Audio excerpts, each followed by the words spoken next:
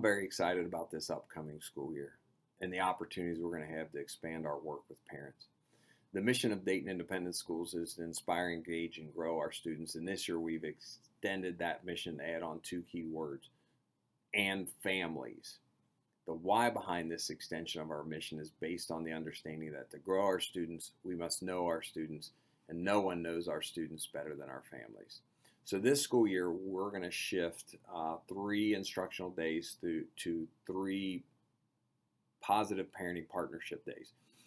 We're going to have a day at the beginning of the year, middle of the year, and at the end of the year, a reflection on how the school year went, in which we sit down and talk with parents, not talk to parents. We're going to listen, we're going to learn, we're going to make authentic conversations about the strengths of the child and the opportunities for growth for this child. So, our goal is to improve communication and trust through conversations and listening. We often see that schools can kind of have this factory model: kids come in, kids come out. There's not this whole partnership wrapped around the child, and that's what we're after in our positive parenting partnerships.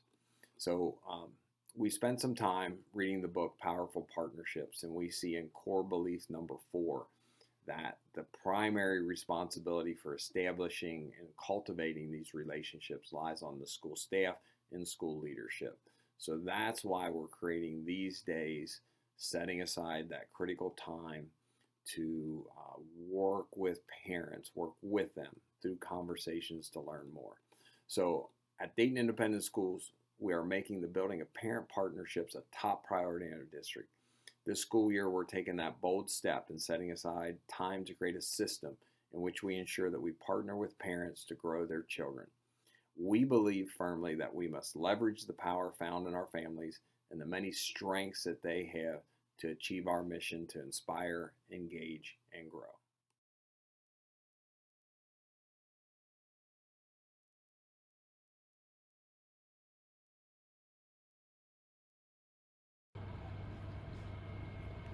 After asking our teachers to examine their family engagement plans, what they came up with was a first hour point of contact plan. So, what that means is our first period teachers reached out to every single student's family personally and allowed parents to feel like they had someone in the school that they could contact for questions and concerns. And they did that throughout the year, so parents consistently had that personal, open communication with our teachers.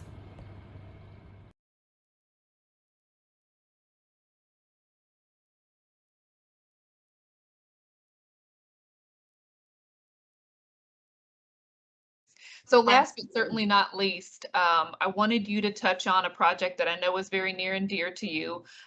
You were able to put some kits together for families. Yeah, last year, we had heard about another school doing something similar, and we took the project and kind of made it our own at Dixie, where we created a social emotional learning kits. And we had 3 kits that we offered. We did a spy kit, we did a sensory kit, and we did a game night kit. And each of our PTA board members that worked on the project took and developed the kit and found the items and priced the items on their own. And then we gave all families at Dixie the opportunity to register for one social emotional learning kit per child.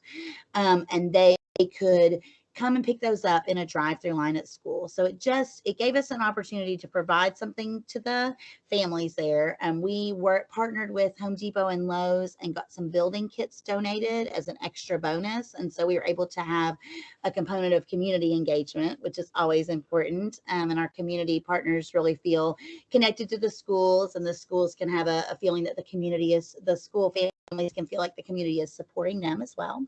And then because we did the drive-through line in person, we were able to, interface with families in a very quick drive-through way. And again, like behind the masks, you could really see both the parents and the kids were really appreciative of the kits and were able to be at school. We lose those opportunities for families to be at school for non-educational purposes, right? For non-primary educational purposes. But this was a way we can't have a fall festival, but we can provide you this fun kit of activities to do at home, and you can pick it up at your school. So your school is behind you. The other parents at your school support you. You're connected in a way that's different from just traditional academic classroom learning. Awesome. I love it so much. Well, I'm going to put you on the spot, and I just want you to think, if you know, before we depart, if you had one description for a school who's really trying to improve family engagement, or one that's just really starting out with implementing new practices, what would be your recommendation? What is the best way to get started? And then what do families and schools need to have effective partnerships? I would say that it is never a bad idea to ask. Don't wait for the school to call you and say, "Hey, we think the kids need a social emotional kit." If you hear about something great that somebody's doing, or if you come up with an idea on your own, you personally gave the suggestion of the Hugs and High Fives program that we were able to develop it. It never hurts when you have an idea or a glimmer of something to just let a parent leader that's already in action, or the administration know, hey, we have this great thing, we want to try it. What do you think about this? Rather than waiting for them to come to you and say, hey, we have a need. Thank you, Ruth.